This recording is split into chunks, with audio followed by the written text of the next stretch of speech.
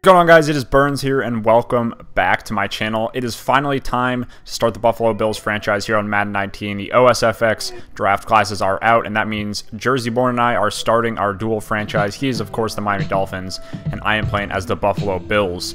So we didn't play the preseason. We simmed through it, and this is just gonna kind of give you an overview of what went on in the preseason, maybe some roster moves, some signings. We did just sim through the preseason, like I said, so we could make our cuts at the end and cut who we wanted and shape the roster we wanted.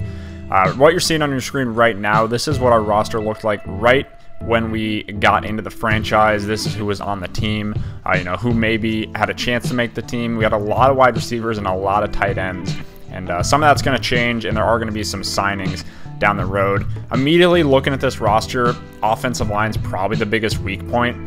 The best offensive lineman is probably our left tackle.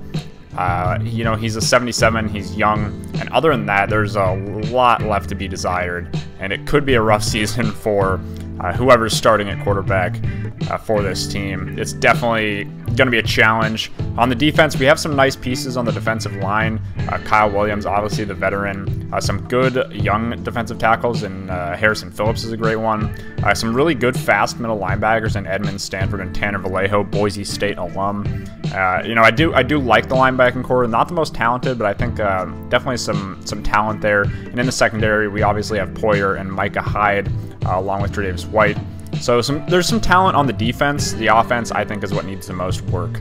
So with that in mind, we're going to go ahead and get into the free agent signings, as the first one is going to be none other than Dez Bryant himself. Hasn't found a team yet in real life, so why not give him a home here in Buffalo? We're going to sign him to be our second wide receiver, our outside wide receiver next to Kelvin Benjamin.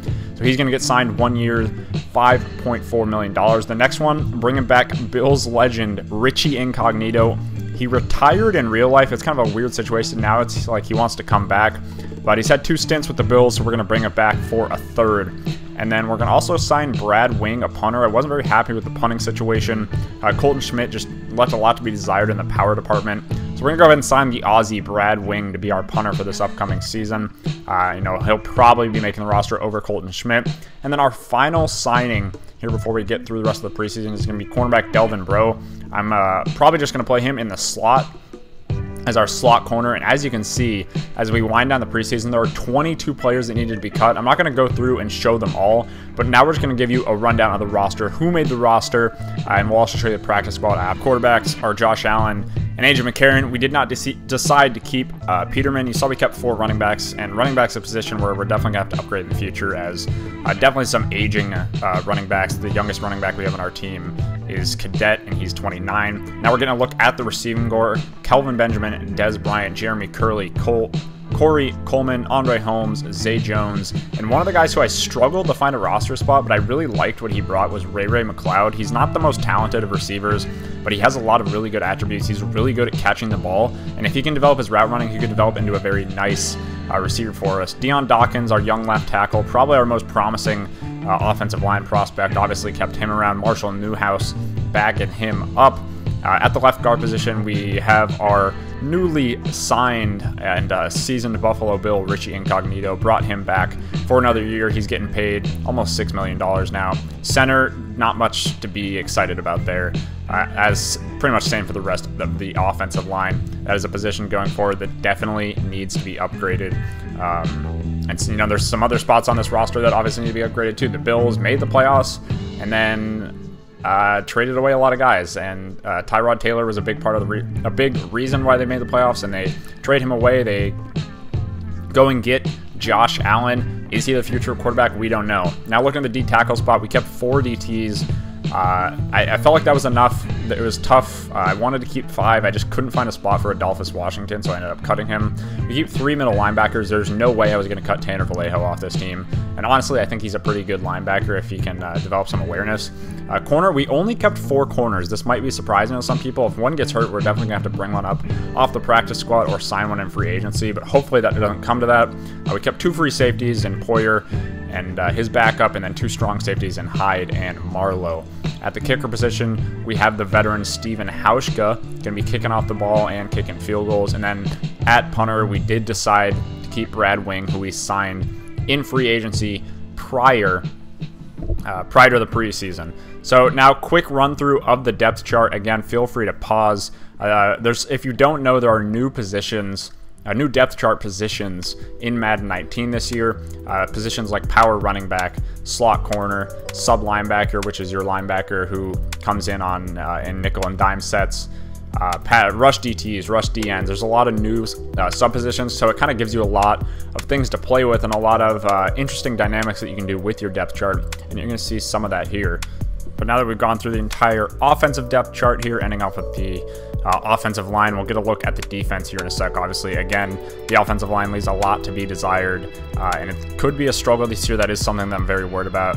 If Josh Allen is going to be taking a lot of hits, as he's going to be our starter to start the season. Hopefully, I'm hoping that his big arm is going to be enough to start us out, and we can develop his accuracy as we go along. Looking at the left end, we got Murphy and Lawson, and then at the right end, you have Hughes and Yarbrough. I really like Shaq Lawson. He's younger. He's one of the younger defensive linemen on this team, and he's got a lot of potential, and I think he could develop into a really, really good pass-rushing defensive end for us.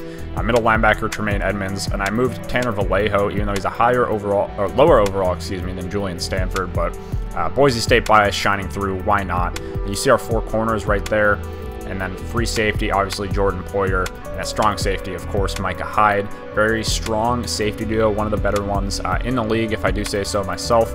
Steven Hauschka, like I said, is going to be our kicker. Brad Wing will be our punter.